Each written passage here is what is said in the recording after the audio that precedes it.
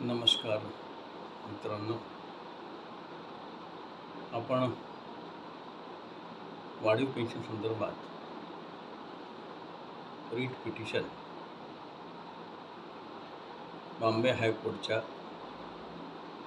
नागपूर बेंचला दाखल केलेली आहे. 10 मार्चला दाखल केल्यानंतर 20 मार्चचे सर्क्युलेशन घेतलेले होते, परंतु त्यामध्ये हायकोर्टाने अनेक ऑब्जेक्शन घेतल्यामुळे आणि सर्क्युलेशन घेतल्यानंतर त्या ठिकाणी सर्क्युलेशन अप्रूव्ह करताना subject to removal of objection अशा प्रकारे ते अप्रूव्हल दिलं होतं आणि त्याच्यामुळे ऑब्जेक्शन रिमूव्ह केल्याशिवाय आपली रीट पिटिशन जज समोर जाणार नव्हती. आणि म्हणून मी स्वतः 21 तारखेला नागपूरला जाऊन जे ऑब्जेक्शन होते, ऑब्जेक्शन म्हणजे काय की 96चं जे सर्क्युलर आहे, एम्प्लॉईज प्रॉव्हिडंट फंड ऑर्गनायझेशन किंवा RPF कमिशनर मुंबई यांनी एक्झम्प्टेड एस्टॅब्लिशमेंट MSEBला दिलेलं 1996चं पत्र, त्याच्यानंतर CPF ट्रस्टनी पत्र क्रमांक 40, त्याच्यानंतर 102, त्याच्यानंतर NSEनी काही पत्र पाठवली, त्याच्यामध्ये ते सर्व फेंट असल्यामुळे आणि EPFOनी NSEला पाठवलेलं पत्र हे सुद्धा फेंट असल्यामुळे ते पुन्हा रिटाईप करावं लागले. जवळपास 17 पेजेस टाईप करून पुन्हा दुसऱ्यांदा ते दाखल करावे लागले आणि 21 तारखेला संपूर्ण ऑब्जेक्शन रिमूव्ह केल्या गेले आणि त्या ठिकाणी ऑब्जेक्शन रिमूव्ह केल्याची नोंदसुद्धा केल्या गेली. आता त्या ठिकाणी कोणतेही हर्डल्स नाही आणि ज्या वेळेला ती केस लागेल त्यावेळेला आदरणीय जज साहेब यांच्यासमोर दाखल झाल्यानंतर त्या ठिकाणी आर्ग्युमेंट होईल आणि त्याचा जो काही इंटरिम रिलीफ आहे तो आपल्याला बघायला मिळेल. आपण उद्याचीच तारीख मागितलेली आहे. समजा उद्याची तारीख नाही मिळाली तर मी स्वतः 27, 28, 29 3 दिवस स्वतः बिझी असल्यामुळे ती तारीख आणि 30, 31 सुट्टी असल्यामुळे बहुतेक 1 एप्रिल तारीख मिळेल अशी शक्यता आहे. म्हणजे उद्या किंवा 1 एप्रिल या 2 तारखांना आपली रीट पिटिशन त्या ठिकाणी लागेल. रीट पिटिशन नंबर बहुतेक आज मिळेल. तर अशा प्रकारे आपली आता जी रीट पिटिशन आहे ती संपूर्णपणे विदाऊट एनी ऑब्जेक्शन त्या ठिकाणी प्रस्तुत केलेली आहे. असत यामध्ये आपण जे डॉक्युमेंट्स जोडलेले आहेत त्याच्यामध्ये 1996ला आपण अंडरटेकिंग दिलं आहे की जे काही कॉन्ट्रिब्युशन आहे ते आम्ही द्यायला तयार आहोत. त्याच्यानंतर CPFचे जे CPF ट्रस्टीने जे लेटर पाठवलेलं आहे 40, 41, 2 आणि D-122 असे जे 4 पत्र पाठवलेले आहेत ते फार महत्त्वाचे आहेत. त्याच्यामध्ये आपण प्रॉव्हिडंट फंड कमिशनरला मोडॅलिटीज काय आहे ते महत्त्वाचे आहे. आता नरिमन पॉईंटच्या RPF कमिशनरनी जे 4 फरवरी 2025ला पत्र पाठवलेले आहे त्याच्यामध्ये CPF ट्रस्ट रूल 10.1चा उल्लेख केलेला आहे. परंतु अमेंडमेंटची खरंच गरज आहे का, हा मुळात मोठा प्रश्न आहे.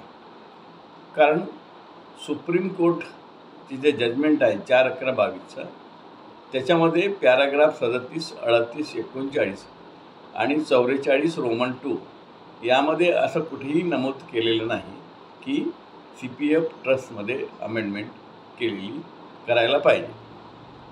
किंबहुना जे paragraph 27AA of employees provident fund scheme 1952च्या अंतर्गत अपेंडिक्स ए आहे आणि अपेंडिक्स एमध्ये जवळपास 30 कंडिशन्स आहेत आणि त्या कंडिशन्समध्ये कुठेही अशी अमेंडमेंट करण्याची गरज नाही. तुमच्या माहितीसाठी मी तो जो पॅराग्राफ आहे, कंडिशन्स आहेत, कंडिशन नंबर 10 आणि 11मध्ये काय म्हटलं आहे बघा. फार हे महत्त्वाचं आहे आणि याच्यावरून आपल्याला असं कळेल की CPF ट्रस्ट रूलमध्ये कोणत्याही प्रकारे अमेंडमेंट करण्याची गरज नाही. आता रूल 10 काय म्हणतो बघा, लक्षपूर्वक आहे का. Any amendment to the scheme, any amendment to the scheme which is more beneficial to the employees than the existing rules of the establishment.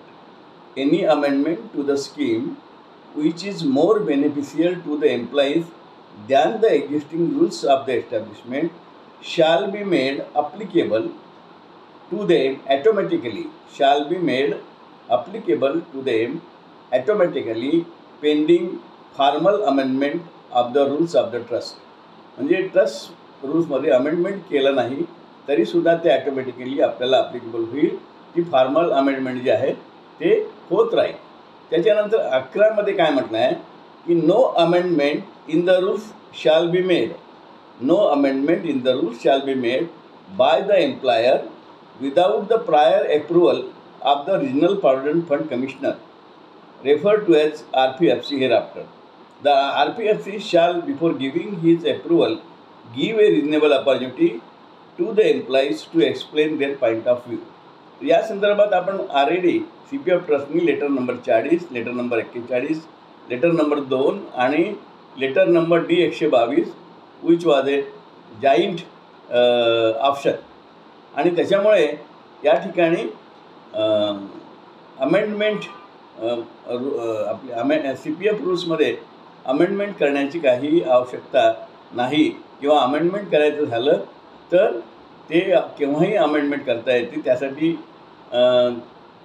अगोदरच अमेंडमेंट करायला पाहिजे असं काही या ठिकाणी बंधन नाही.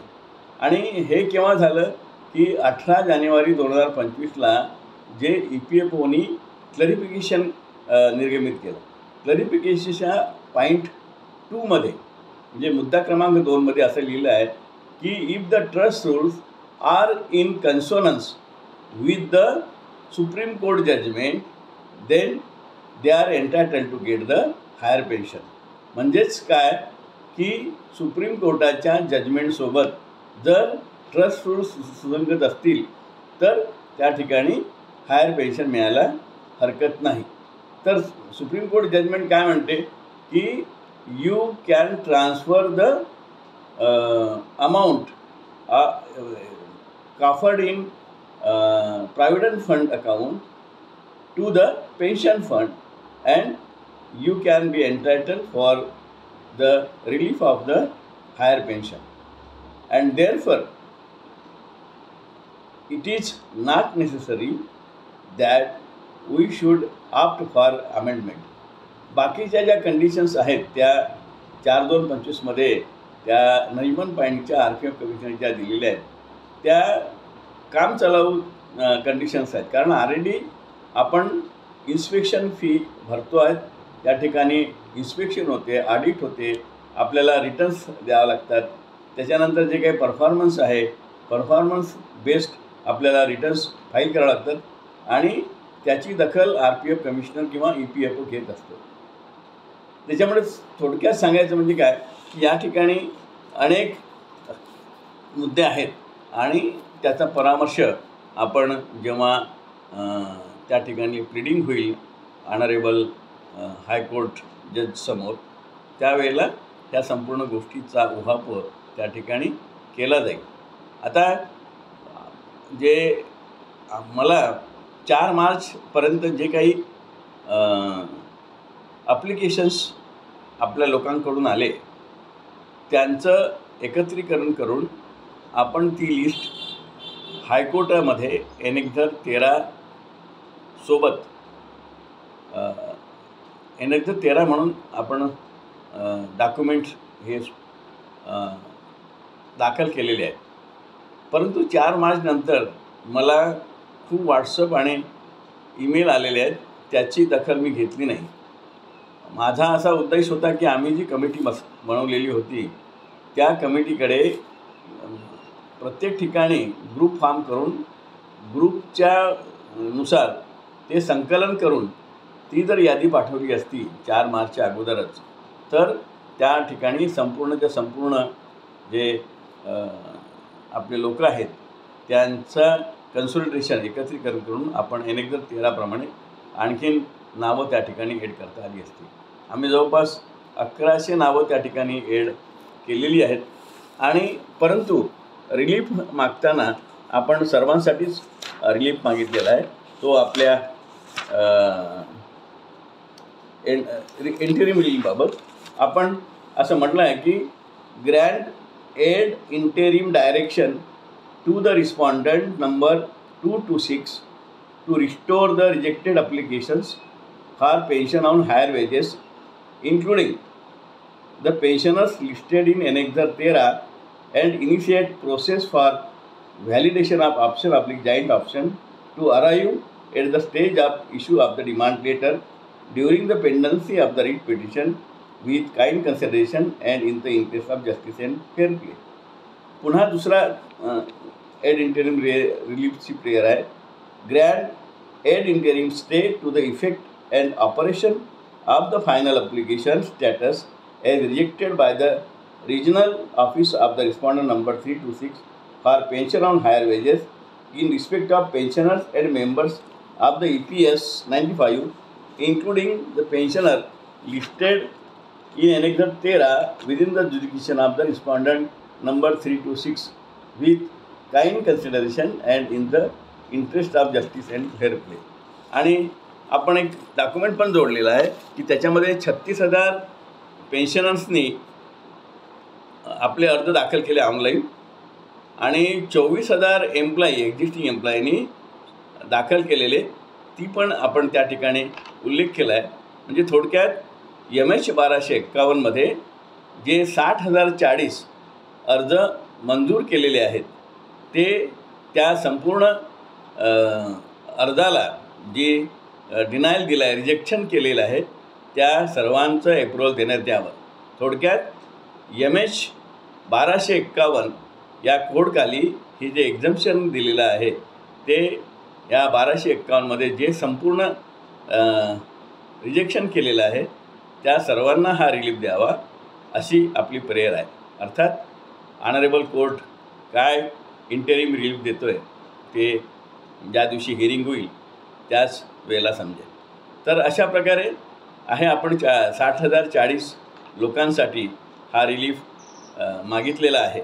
आणि थोडक्यात आपण रिस्पॉन्डंट जे केलेले आहेत ते रिस्पॉन्डंट नंबर 1 आहे मिनिस्ट्री ऑफ लेबर, नंबर 2 आहे EPFO आणि नंबर 3 to 6 जे आहेत ते RPF कमिशनर आहेत. मग RPF कमिशनर बांद्रा, त्याच्यानंतर दादर, त्याच्यानंतर पवई, त्याच्यानंतर नरीम पॉईंट आणि 7वा रिस्पॉन्डंट जो आहे तो MSCB holding company through chairman MSCB CPF trust.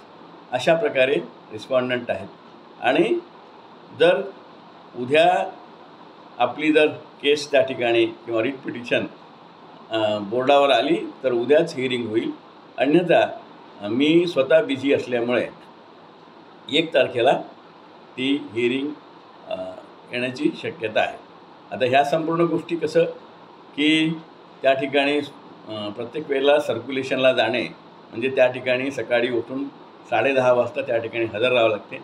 जज समोर ते सर्क्युलेशन मागावं लागते आणि त्यानंतर मंजूर करतात. म्हणून आपण फार जास्त त्या ठिकाणी नागपूरला जाणे, 10:30 वाजता हजर राहणे याच्यापासून थोडंसं दूर राहिलो.